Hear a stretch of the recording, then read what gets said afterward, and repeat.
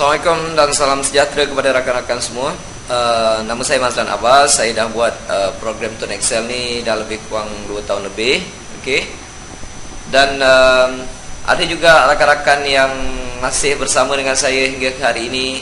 Ada yang rakan-rakan yang sudah hilang di pertengahan jalan. Ada yang buat tak sampai 3 bulan, ada yang buat tak sampai 6 bulan, hilang entah ke mana. Okey. Dan ada juga yang hilang datang balik.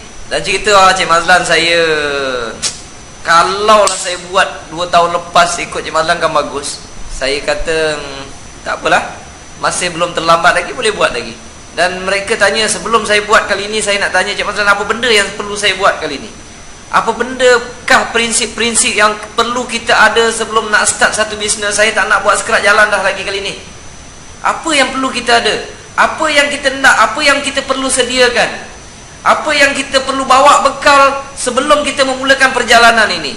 Baiklah, pertama sekali saya cakap, sebelum kamu memulakan perjalanan, kamu kena pastikan program yang kamu pilih itu adalah program yang terbaik yang boleh kamu fikirkan. Kita kena percaya kepada program. Kita mesti letakkan kepercayaan kepada program tersebut. Kita mesti ada belief on that program. This is the best program that I'm doing. Kalau kita main acuh tak acuh, hasil dia pun acuh tak acuh. Kalau kita ada keyakinan sepenuhnya, barulah kita akan dapat sepenuhnya hasil daripada program tersebut. Saya tuan-tuan, saya pernah buat program di luar negara beberapa tahun lepas. Saya buat daripada, kalau tak salah saya, daripada tahun 2002 sampai sekarang. Dan program itu masih mengeluarkan hasil kepada saya. Dan saya masih menunggu apakah program yang sesuai dijalankan di bumi Malaysia ini. Macam-macam orang datang ajak saya, Cik Mazlan buatlah program ni. Saya cakap okey, terima kasih. Sebab apa? Saya ada penapis sendiri. Saya ada penapis sendiri untuk cek sama ada program itu betul atau tak betul. Sebab apa? Kalau kita tersalah pilih program, apa yang kita buat itu akan membawa kita ke tempat lain. Langkah pertama kena betul. Kalau langkah pertama kita salah, lagi laju kita berjalan, lagi jauh kita daripada tempat yang hendak kita tuju. Kalau kita nak pergi satu tempat, kita jalan ke sana, tak betul. Lagi jauh, lagi laju kita berjalan, kita berlari, lagi kuat kita buat kerja, sebenarnya kita lagi jauh daripada tempat yang kita nak tuju. Itu adalah langkah pertama yang sangat penting untuk kita mulakan. Jadi saya kata, kalau kamu nak pilih program, pilih yang terbaik yang kamu fikirkan. Kalau nak pakai saya punya cara, boleh. Kalau tuan-tuan ada cara tuan-tuan sendiri, pakailah. Okey? Cuma pilih, jangan tersalah pilih. Sebab apa? Kalau kita tersalah pilih, dia macam perkahwinan juga tuan-tuan. Kalau tersalah pilih, merana dalam jangka masa yang panjang. Okey? Jadi langkah pertama kena pilih yang betul. So apa yang saya buat, saya kaji sebelum ini. Macam-macam, macam tuan-tuan tahu, macam-macam bisnes datang dan pergi, datang dan pergi, datang dan pergi. Dan kalau macam saya mengajar buat online marketing, macam-macam cerita keluar masuk, orang ni kena tipu tu, orang ni kena tipu. Saya cakap berhati-hati sebelum memilih. Sebab kalau tersalah pilih, okey, buruk akibat dia. Dan jadi selama itu daripada 2002 saya menunggu apakah program bisnes yang sesuai dijalankan di bumi Malaysia ini. Saya kaji satu persatu, sebab kebanyakannya kalau tersalah pilih, ada yang rugi, ada yang bukan rugi sikit. Kadang-kadang duit yang kita kumpulkan tu habis macam tu saja. Jadi saya tak nak tersalah pilih. Jadi apabila saya buat kajian, saya ada 3 langkah untuk memilih apakah program yang terbaik untuk kita pilih. Pertama sekali saya cakap, kalau saya nak buat business networking ini, yang pertama-tama sekali saya kena tengok produk dia, mesti produk keperluan saya. Kalau tuan-tuan, saya cadangkan cari produk keperluan tuan-tuan. Itu yang pertama sekali. Okey. Yang kedua, saya punya penapis dia. Yang kedua, kalau saya dah pilih produk keperluan, dia dah tentu ada bajet yang perlu saya keluarkan setiap bulan. Jadi bajet itu mestilah lebih kecil daripada maintenance. Kan biasa bisnes ada dia punya maintenance. Okey. Mestilah lebih kecil. Ataupun dia punya dia punya orang kata maintain setiap bulan tu mesti lebih kecil daripada saya punya bajet. Kalau tidak, saya tak cukup duit tuan. Okey. Yang ketiga, saya tak suka yang ada servis. Servis banyak saya tak suka. Sebab kalau ramai orang kita punya network business networking ini, kalau ramai yang join dan semua bergantung kepada kita dan mengharapkan servis daripada kita, mana kita nak larat tuan-tuan? Jadi macam-macam bisnes yang orang datang offer dekat rumah, ada yang bagi produk itu dekat rumah. Cik Mazlan, tak apalah try, kalau tak nak join try dulu. Saya dengan senyum, saya hanya mengangguk saja tuan-tuan. Alright, saya hanya mengangguk. Tapi kalau dia tak lepas 3 penapis ini, saya tak akan buat. Hinggalah selama 8 tahun saya menunggu, 8 tahun sehingga 2010. Hingga 2010, setelah beratus-ratus bisnes yang lalu saya lepaskan, saya tak usik, 2010 datang satu perniagaan. Ada seorang sahabat saya, dia datang, Cik Mazlan, pinjam 5 minit, dia kata. Pinjam 5 minit untuk saya offer satu perniagaan. Okey, saya cakap. Saya tahu Cik Mazlan nak tanya apa, dia kata. Okey, saya tanya, bisnes apa tu bang? Saya kata. Dia kata, bisnes ni bisnes prepaid. Okey, saya pakai handphone. Okey, produk keperluan saya cakap. Dan apabila produk keperluan dalam otak saya dah ada mindset set apa dia punya budget. Budget dia lebih kurang okey lah, saya top up sebulan 200 ataupun 150 tiap bulan, ataupun saya bayar bil. Itu budget saya. Saya tanya, bisnes ni ada maintain tak bang? Dia kata ada Cik Mazlan, maintain dia RM20. Okey, 2/3 saya dah ada. 2/3 kena saya punya penapis. Lepas tu, sebab dia punya RM20 maintain, saya gunakan lebih kurang 150. Kan maintain tu lebih kecil daripada saya punya budget. Dan yang ketiga saya tanya, ini kalau orang nak top up datang jumpa saya ke? Saya tak suka servicing ni. Dia kata, tak Cik Mazlan, kalau nak servis semua orang boleh pergi kedai. Kita tolong register, promote saja, jual SIM card. Ini bukan jual top up, dia kata. Oh, saya terdiam. Saya tanya, nak join berapa ringgit? RM80. Tanpa banyak cerita rakan-rakan semua, tuan-tuan dan perempuan sekalian, saya tanpa banyak cerita, saya ambilkan RM80 itu, saya cakap registerkan. Saya kata registerkan. Selama 8 tahun saya menunggu perniagaan seperti ini. Tolong registerkan saya. Apabila register, saya cuba faham, saya cari sendiri segala maklumat. Saya telefon mana yang patut, saya telefon kawan tu tadi, abang tadi tu. Saya baca semua sekali. Dan esoknya website saya siap tuan. Boleh dikatakan malam tersebut saya tak tidur. Kerana apa? Selama 8 tahun saya menunggu satu perniagaan yang terbaik yang lepas saya punya penapis. Dan apabila saya jumpa, saya tak akan lepaskan tuan-tuan. Saya kalau jumpa, saya tak akan lepaskan. Saya akan buat terus benda ni, saya kata. Okey, sebab dia adalah perniagaan terbaik yang bagi saya, mungkin bagi orang lain saya tak tahu.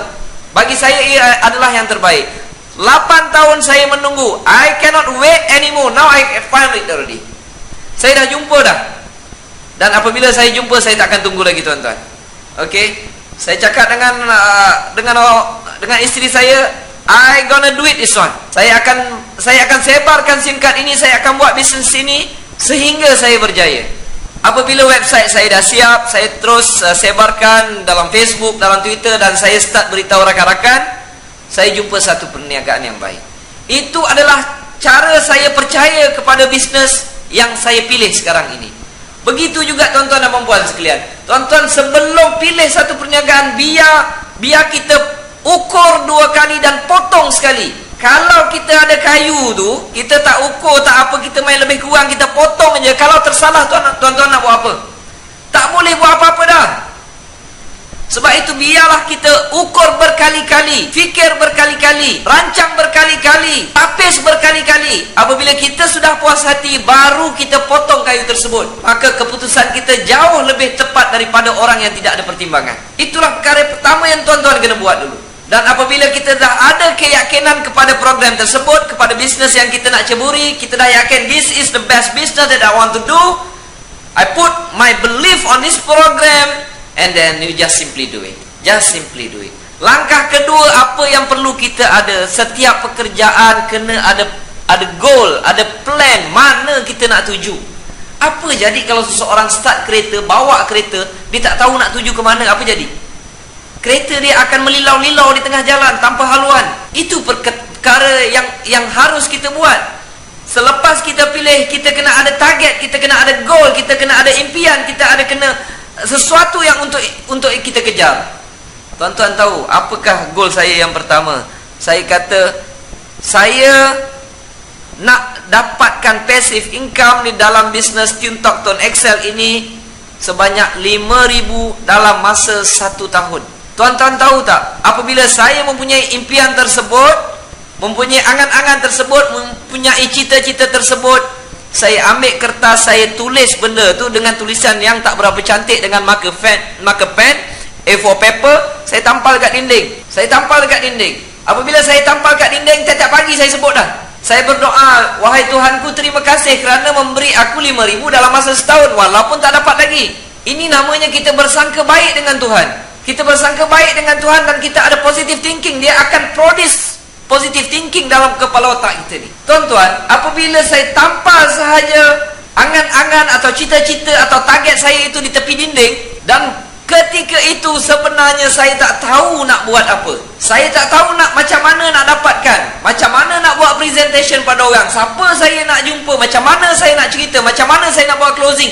I do not know at all how to do closing for this business. Maklumat ada sedikit saja, tuan-tuan. Nak tanya upline pun tak berapa nak faham. Dia pun ada maklumat banyak ni, saya lagilah banyak ni. Tak tahu macam mana nak dapatkan. Tetapi saya tahu saya akan dapatkan benda tu. Itu cita-cita yang saya nak buat. You must have bold to achieve your goal. Kita kena berani untuk dapatkan benda tu. Kalau kita tak berani, tak dapatlah, tuan-tuan. Okey. Jangan risau how to get it, risau what to get it. We must determine what we want to get it. Pertama-tama sekali kita kena tahu apa benda yang kita nak capai. Tuan-tuan, contoh dia macam cuti raya lah. Kadang-kadang setengah, dulu waktu saya belajar, tuan-tuan, saya tahu apabila cuti raya saya nak balik kampung. Kampung saya tu dekat Sengarang, Batu Pahat, Johor. Saya plan nak balik kampung cuti raya. Masa tu belajar lagi dekat Pulau Pinang, nak balik kat Johor. Kadang-kadang duit tak ada waktu belajar, tuan-tuan. Bila nak balik, dah tahu ada target raya, sebelum raya saya nak balik. Tak tahu kadang-kadang nak balik dengan apa. Sebab bila cek tiket kereta api dah habis, cek tiket bas dah habis, tak tahu. Tetapi disebabkan semangat ingin jumpa arwah mak saya, kadang-kadang macam-macam cara tu datang untuk membantu kita. Pertama sekali kita mesti determine dengan apa yang kita hendak. Okey. Ada pula yang datang kadang-kadang, kawanan, kau nak balik Johor ke? Okeylah, kereta aku ada 01. Dapat menumpang. Okey. Tetapi kalau kita tak ada goal, tak ada tak ada target, kita tak akan dapat capai apa-apa. Alright? Ambil goal, tuan-tuan, target tuan-tuan, tampal dekat tepi dinding. Tiap-tiap hari sebut. Tiap-tiap hari bersyukur dengan Tuhan walaupun belum dapat lagi. Ambil benda tu, tengok tiap-tiap hari, I'm going to make it anyway, anyhow. Bila tengok kita punya goal tu, kita kena sebut, I will try at my level best to success in this program, or I will die trying. No matter how bad it is, or how bad it gets, I'm going to make it. Saya pinjam kata-kata Les Brown. No matter how bad it is, or how bad it gets, I'm going to make it. That kind of attitude, that kind of character, that kind of habit yang kita kena masukkan dalam diri kita. Tuan-tuan, kalau kita tampal benda tu, terus terang kadang-kadang kita tak tahu macam mana nak dapatkan. Kita tak tahu. Yang kita tahu, kita nak saja. Tak tahu macam mana nak dapatkan, tuan-tuan. Okey. Sama seperti saya. Bila saya target nak dapatkan 5,000 passive income dalam Tuan Excel ini dalam masa 1 tahun, saya tak dapat, tuan. Saya tak dapat 5,000 dalam masa 1 tahun. Tapi saya dapat 5,000 dalam masa 1 tahun 8 bulan. Kita target segini, tak dapat, dia extended. Never mind lah, tuan. Masih dapat juga. Okey? Masih dapat juga.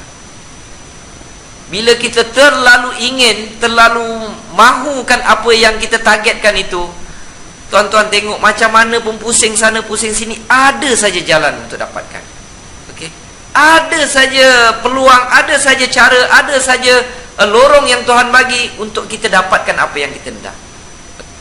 Apabila saya dah capai 5,000 dalam masa setahun 8 bulan, saya dah ada set target baru. Ini apa yang tuan-tuan perlu lakukan. Sebab kebanyakan manusia, kebanyakan orang yang tidak berjaya, dia bukan set sesuatu yang tinggi. Mereka set, mereka letak goal atau target yang rendah. Apabila mereka hit and finish, dia tak tahu nak buat apa dah. Okey lah, aku nak join Tuan Excel. Tiuntok ni dapat 100-200 cukup lah. Lepas lah duduk kopi.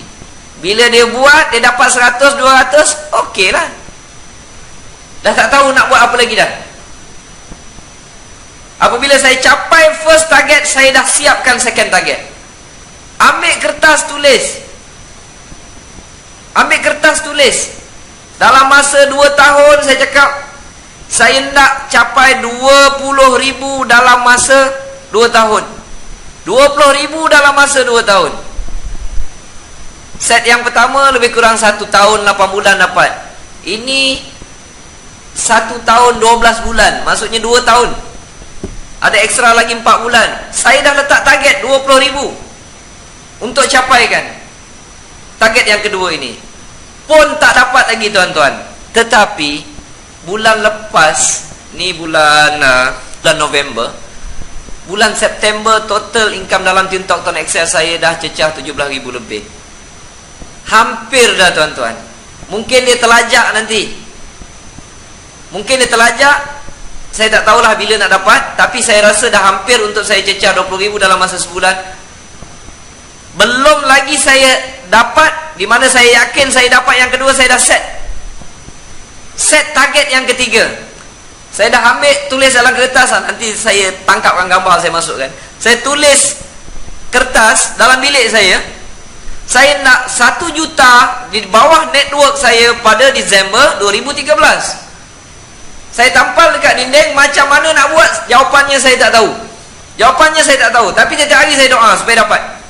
Rupanya tuan-tuan, apabila kita berdoa, kita yakin pada apa yang kita nak dapatkan, okey, jalan tu sebelum ni dah terbukti, jalan tu akan datang macam mana pun dia akan menyusun cantik. Ini dipanggil law of attraction. Dia akan menyusun cantik tuan-tuan, membantu kita untuk mencapai apa yang kita hajati. Dan sooner or later, kalau kita tak dapat 1 juta, kalau saya kata dapat 700,000 pun dah okey lah tuan-tuan. Kalau dapat 600,000 pun bawah network tuan-tuan, dah okey dah tu. Sebab apa? Sebab jangan susah. Pengguna talian handphone di Malaysia seramai 26 juta. Takkanlah 1 juta tak boleh dapat tuan-tuan. Takkan 1 juta tak boleh dapat tuan-tuan. Sebab itu saya berani kata Tuan Excel is the best business in Malaysia. Sebab apa? Hanya dengan modal sekeping SIM card RM80, saya boleh tersenyum. Dengan sekeping SIM card RM80, saya boleh berjaya dapat sesuatu pension ataupun passive income yang saya rasa amat besar tuan-tuan.